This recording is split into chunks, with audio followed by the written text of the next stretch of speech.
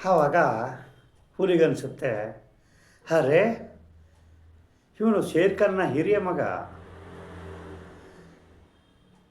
ಇವನನ್ನು ನಾನು ದೂರ ಕಾಡಿಗೆ ತಗೊಂಡೋಗಿ ಎಸ್ತಿದ್ದೆ, ಇವನು ಇಲ್ಲಿಗೆ ಹೆಂಗೆ ಬಂದ ಅಂಥೇಳಿ ಆಶ್ಚರ್ಯವಾಗಿ ಅಂತಾರೆ.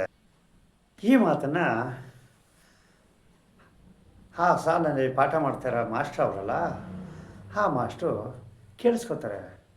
ಕೇಳಿಸ್ಕೊಂಡು, ಏನೋ ಇವನು ಸಿಂಹರಾಜನ ಮಗನ ಅಂತ ಮನಸ್ಸಲ್ಲಿ ಅನ್ಕೋತಾನೆ. ಆವಾಗ ಕಿರಿಯ ಮಗ ನಾಯಿಗಳೆಲ್ಲ ವಾಡ್ದು ಏರ್ಸದಾಗೆ ಅಟ್ಟುಬಿಡ್ತಾನೆ. ಆವಾಗ ಪಾಠ ಮಾಡ್ತಾ ಇರೋ ಮಾಸ್ಟ್ರು ವೀರ ಚೀರ ಇಬ್ಬರನ್ನು ಕರೆದುಬಿಟ್ಟು, ನಾನು ಇನ್ನು ಹೆಚ್ಚು ದಿನ ಬದುಕೋದಿಲ್ಲಪ್ಪ, ನಾಯಿಗಳು ನನ್ನ ಕಚ್ಚಾಕ್ಬಿಟ್ಟಿದ್ದಾವೆ ಅಂತ ವೀರ ಚೀರ ಇಬ್ಬರು ಮಕ್ಕಳಿಗೂ ಹೇಳ್ತಾ ಇದೆ. ನಾನು ಒಂದು ಗುಟ್ಟನ್ನು ಹೇಳ್ತಾ ಇದ್ದೀನಪ್ಪ, ವೀರ ಚೀರ ಇಬ್ಬರು ಅಣ್ಣ ತಮ್ಮನವರು. ವೀರ ತಂದೆ ಜೊತೆಲಿ ಬೆಳೆದಿದ್ದೀಯಾ, ಚೀರ ಕಾಡಿನಲ್ಲಿ ಬೆಳೆದಿದ್ದಾನೆ. ನೀನು ಈ ಶಾಲೆ ಬರ್ತೀಯ ಅಂತ ಅವನು ಗೊತ್ತಿಲ್ಲ, ಅವನು ಈ ಶಾಲೆ ಬರ್ತಾನೆ ಅಂತ ನಿನಗೆ ಗೊತ್ತಿಲ್ಲ. ಹುಲಿ ಈಗ ತಾನೇ ಮಾತನಾಡ್ತಾಯಿತ್ತು, ಆ ಮಾತನ್ನು ನಾನು ಕೇಳಿಸ್ಕೊಂಡೆ ಅಂತ ಆ ಮಾಸ್ಟ್ರು ಎರಡು ಮಕ್ಳಿಗೂ ಹೇಳ್ತಾ ಇದೆ. ಆಗ ಶೀರ, ಏನು ವೀರ ಅಣ್ಣ, ನನ್ನ ಅಣ್ಣನೇ ಅಂತ ಆಶ್ಚರ್ಯವಾಗಿ ಕೇಳ್ತಾ ಇದೆ. ಅದಕ್ಕೆ ಮಾಸ್ಟ್ರು, ಹೌದಪ್ಪ, ನೀವಿಬ್ಬರು ಒಂದು ತಾಯಿ ಮಕ್ಕಳು, ಅಣ್ಣ ತಮ್ಮನವರು ಅಂತ ಹೇಳುತ್ತೆ. ಆ ಮಾತನ್ನು ಕೇಳಿ ವೀರ ಚೀರ ಇಬ್ಬರೂ ತಬ್ಕೊಂಡು ಮುದ್ದಾಡ್ತಾರೆ. ಇದು ವೀರ ಅಂದರೆ ಅದು ಚೀರ ಅನ್ನತ್ತೆ. ವೀರ ಚೀರ, ಇಷ್ಟು ದಿನಗಂಟ ನೀನು ಎಲ್ಲಿದ್ದೆ ಅಂತ ಇದು ಕೇಳುತ್ತೆ. ಇಷ್ಟು ದಿನಗಂಟ ನೀನು ಎಲ್ಲಿದ್ದೆ ಅಂತೇಳಿ ಅದು ಕೇಳ್ತಾ ಇದೆ. ಆವಾಗ ತೋಳ ಮಾಸ್ಟ್ರು ಹೇಳ್ತದೆ, ಮಗು, ಕಳೆದು ಹೋದ ಮಗನ ನೆನಪು ನಿಮ್ಮ ತಂದೆಗೆ ಭಾಳ ನೋವುಂಟು ಮಾಡಿದೆಯಪ್ಪ, ಅವನನ್ನು ಬೇಗ ಮನೆಗೆ ಕರ್ಕೊಂಡೋಗಿ ನಿಮ್ಮ ತಂದೆಗೆ ಪರಿಚಯ ಮಾಡಿಸು, ನಾನು ಹೆಚ್ಚು ಟೈಮು ಬದುಕಲಾರೆ ಅಂತೇಳಿ ತೋಳ ಹೇಳುತ್ತೆ. ಆಗ ವೀರ ಚೀರ ಇಬ್ಬರು ಮಕ್ಕಳು ತನ್ನ ತಂದೆನ ನೋಡೋಕ್ಕೆ ಹೋಗ್ತಾ ಇದ್ದಾವೆ. ಅಂತಿಂತು ಮನೆ ಸೇರಿದ. ಆಗ ಸಿಂಹರಾಜ, ವೀರ ನೀನು ಬಂದಿಯಪ್ಪ, ನೀನು ವಿದ್ಯಾಭ್ಯಾಸ ಎಲ್ಲನೂ ಕಲಿತುಕೊಂಡು ಬಂದೀಯಾ ಅಂತ ಅಪ್ಪ ಹೇಳ್ತಾ ಇದೆ. ಹೌದು ಅಪ್ಪಾಜಿ, ನಾನು ಎಲ್ಲ ಥರದ ವಿದ್ಯಾಭ್ಯಾಸವನ್ನು ಮುಗಿಸ್ಕೊಂಡು ಈಗ ತಾನೇ ಬರ್ತಾಯಿದ್ದೀನಿ ಅಂತ ಅಪ್ಪಾಜಿಗೆ ಹೇಳ್ತಾ ಇದೆ. ಮುದ್ದಿನ ಉತ್ತರಾಧಿಕಾರಿ ನೀನೇ, ನೀನು ಮುಂದೆ ಈ ಕಾಡಿನ ರಾಜನಾಗ್ತೀಯ ಅಂತ ತನ್ನ ಮನೆಯಲ್ಲಿ ಬೆಳೆದಿರೋ ಮಗನಿಗೆ ಕಾಡಿನ ರಾಜ ಸಿಂಹ ಹೇಳ್ತಾ ಇದೆ. ಅದಕ್ಕೆ ಇದು ಬೇರೆ ಕಾಡಿನಲ್ಲಿ ಬೆಳೀತಲ್ಲ ಆ ತಮ್ಮ, ಅದು ಸಬಾಷ್, ಈ ಕಡೆ ರಾಜನಾಗ್ತೀಯ ನೀನು ಅಂತ ಅದು ಚಪ್ಪಾಳೆ ತಟ್ಕೊಂಡು ಹೇಳ್ತಾ ಇದೆ. ಅಷ್ಟಕ್ಕೇ ಆವಾಗ ಸಿಂಹರಾಜ, ಮಗು, ನಿನ್ನ ಜೊತೆಯಲ್ಲಿ ಬಂದಿರುವ ಇವನು ಯಾರು ಅಂತ ಕೇಳುತ್ತೆ.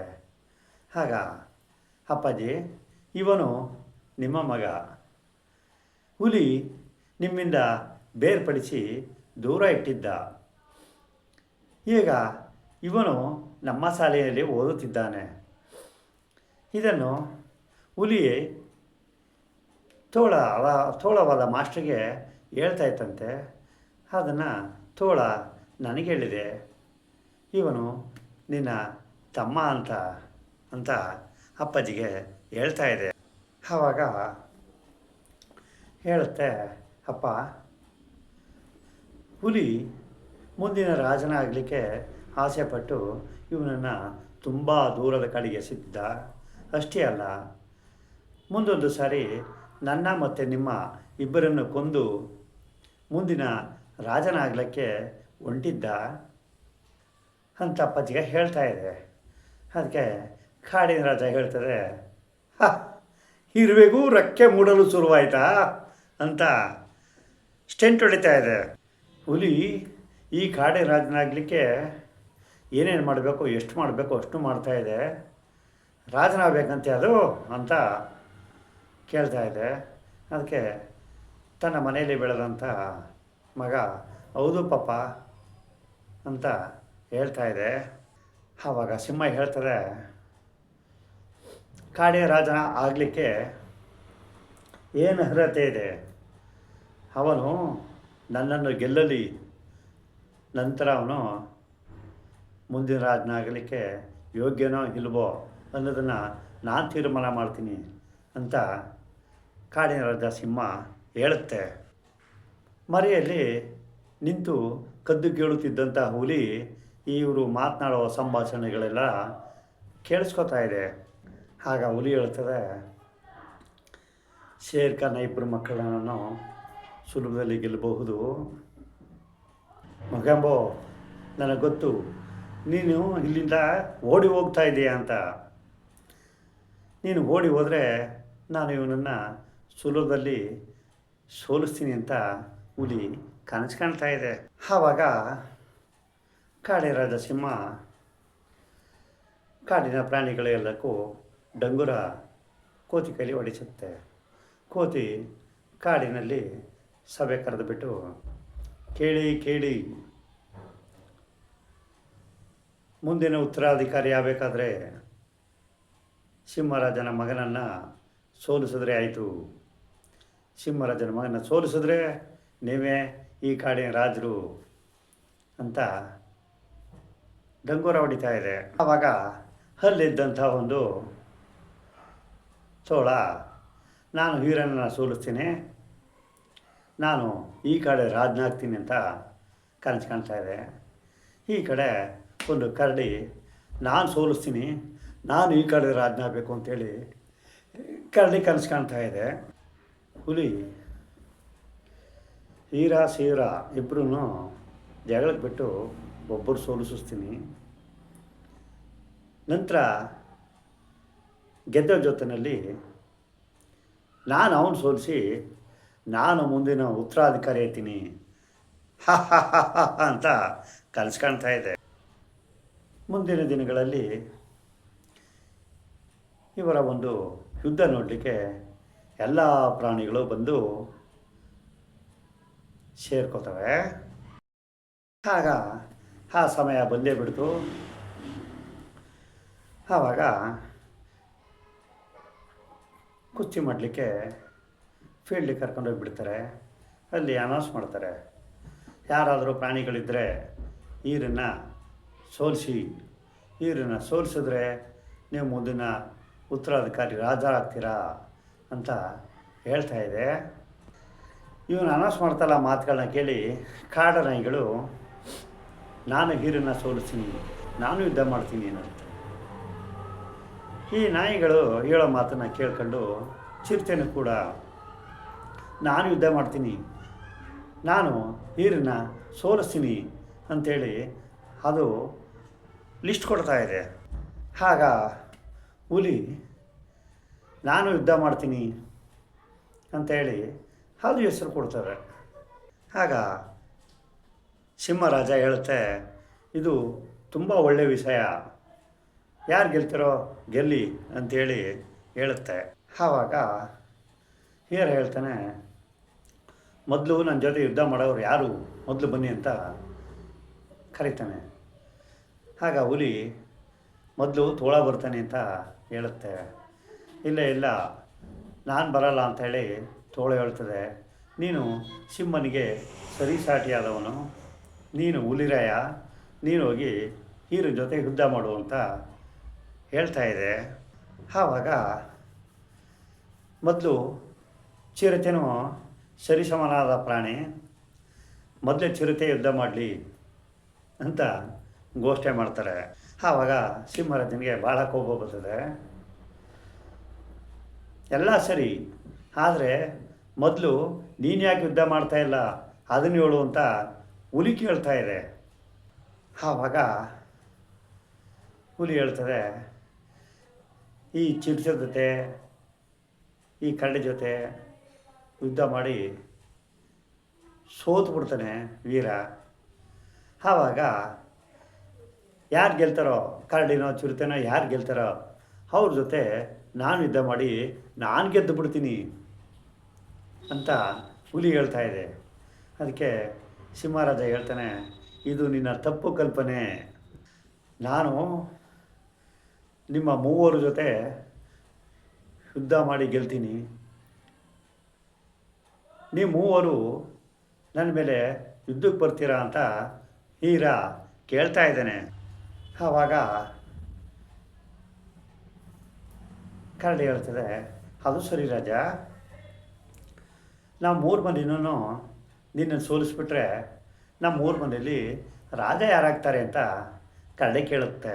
ಆವಾಗ ಶೇರ್ ಹೇಳುತ್ತೆ, 3 ಮಂದಿ ಗೆಲ್ತಿರಲ್ಲ,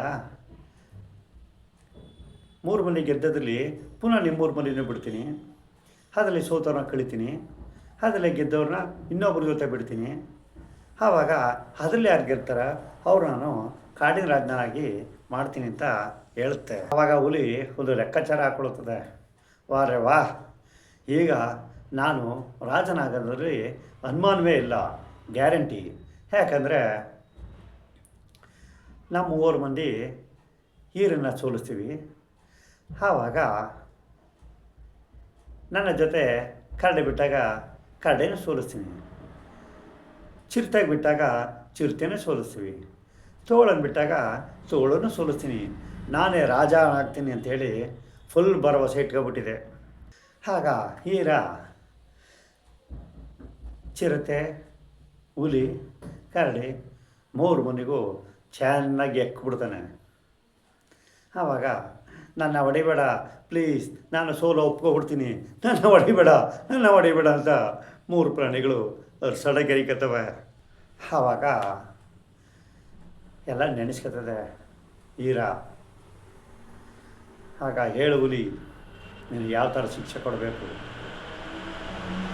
ಇದುವರೆಗೆ ಮಾಡಿರೋದು ನೀನು ಸಾಕಾಗಿಲ್ವಾ, ಇನ್ನು ಮುಂದಕ್ಕೆ ನೀನು ತೊಂದರೆಗಳು ಕೊಡ್ತಾಯಿದೆ ಅಂತೇಳಿ ಓದಿಕೊಂಡು ಬರ್ತದೆ. ಆಗ ಹುಲಿ, ನನ್ನಿಂದ ತಪ್ಪಾಗ್ಬಿಟ್ಟಿದೆ, ನನ್ನನ್ನು ಬಿಟ್ಟು ಬಿಡಿ, ನಾನು ನಿಮ್ಮ ತಂಟೆಗೆ ಬರುವುದಿಲ್ಲ, ನಿಮ್ಮ ರಾಜ ಪದವಿನೂ ಬೇಕಾಗಿಲ್ಲ ಅಂಥೇಳಿ ಅರಸಾಡುತ್ತೆ. ಆವಾಗ ಹೀರ ಹೇಳ್ತದೆ, ನಿನ್ನನ್ನು ಬಿಟ್ಬಿಡ್ಬೇಕಾ, ನೀನಿಂದಾಗಿ ನಾನು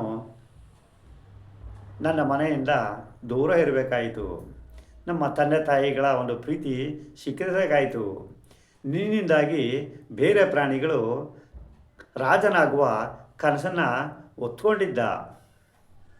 ಆದ್ದರಿಂದ ಕಾಡಿನ ರಾಜ ಆಗಲಿಕ್ಕೆ ಹೀರ ಮಾತ್ರ ಸಾಧ್ಯ, ನೀನು ಈ ಕಾಡಿನ ದ್ರೋಹಿ ಅಂತ ಗದರಿಸ್ತಾ ಇದೆ.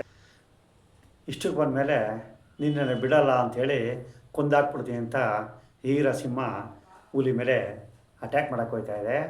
ಆವಾಗ ಸಿಂಹ ಅದರಪ್ಪ, ನಿಲ್ಲು ಮಗು, ನಾವು ರಾಜರು, ನಮ್ಮದೇ ಆದ ಒಂದು ರೀತಿ ನೀತಿ ಧರ್ಮ ಇರ್ತದೆ. ನಮ್ಮ ಕಾಡಿನಲ್ಲಿ ಯಾವುದಾದ್ರು ಪ್ರಾಣಿಗಳು ತಪ್ಪು ಮಾಡಿದರೆ ಅವನನ್ನು ಕೊಲ್ತೀವ? ಕೊಲ್ಲೋದಿಲ್ಲ, ನಾವೇ ದೊಡ್ಡವರಾಗ್ತೀವಿ. ಆದ್ದರಿಂದ ಬಿಟ್ಬಿಡು, ಅವನು ಎಲ್ಲಾದರೂ ದೂರ ಹೋಗಿ ಬದಿಕೊಳ್ಳಿ ಅಂಥೇಳಿ ಶೇರ್ ಖಾನ್ ಆದ ಸಿಂಹರಾಜ ಮಗನಿಗೆ ಹೇಳುತ್ತೆ. ಆಗ ಶೇರ್ ಖಾನ್ನ ಮಾತಾ ಕೇಳ್ಕೊಂಡು, ಮಹಾರಾಜರೇ, ನೀವು ದೊಡ್ಡ ಮನುಷ್ಯರು, ಮಹಾತ್ಮರು, ನನ್ನಿಂದ ದೊಡ್ಡ ತಪ್ಪಾಗ್ಬಿಟ್ಟಿದೆ, ನನ್ನನ್ನು ಕ್ಷಮಿಸಬೇಕು ಮಹಾಪ್ರಭು ಅಂತೇಳಿ ರಿಕ್ವೆಸ್ಟ್ ಮಾಡ್ಕೊತಾವನೆ. ಅಪ್ಪ ಸಿಂಹ ಶೇರ್ ಖಾನ್ ಅದನ್ನು ಬಿಡಿಬಿಡು ಒಂದು ಹೊತ್ತಿಗೆ ಹೀರ ಹುಲಿಗೆ ತೊಂದರೆ ಕೊಡಲ್ಲ. ಹುಲಿ ಬದುಕಳ್ಳಿ ಅಂತೇಳಿ ಬಿಟ್ಬಿಡ್ತಾನೆ. ಆವಾಗ ಈರ ಮುಂದಿನ ಕಾಡಿನ ರಾಜನ ಆಗ್ತಾನೆ. ಹುಲಿ ಮಂತ್ರಿ ಪದವಿನಲ್ಲಿ ಮುಂದುವರಿಸ್ಕೊಂಡು ಹೋಗ್ತಾ ಇದೆ. ಇದೆಲ್ಲ ಆದಮೇಲೆ ಈರನೇ ಕಾಡಿನ ರಾಜನಾಗಿ ಮುಂದಿನ ಉತ್ತರಾಧಿಕಾರಿ ಆಯ್ತಾನೆ.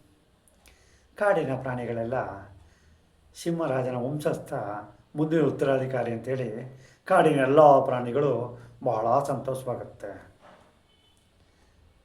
ಪ್ರಾಣಿಗಳಿಗೆಲ್ಲ ಕಾಡಿನ ರಾಜ ಸಿಂಹ ಆಗಬೇಕು ಅನ್ನೋದೇ ಅವರ ಒಂದು ಕನಸಾಗಿರ್ತದೆ. ಅದರಂತೆ ಸಿಂಹ ರಾಜನಾಗಿ ಮೆರೀತಾ ಇದ್ದಾರೆ. ನಾವು ಇಲ್ಲಿ ಸಾಯ್ತಾ ಕೂತಿದ್ದೀವಿ. ಇಷ್ಟಕ್ಕೆ ಮುಗೀತದೆ. ನಮಸ್ಕಾರ. ಮತ್ತೆ ಸಿಗೋಣ. ನಮಸ್ಕಾರ.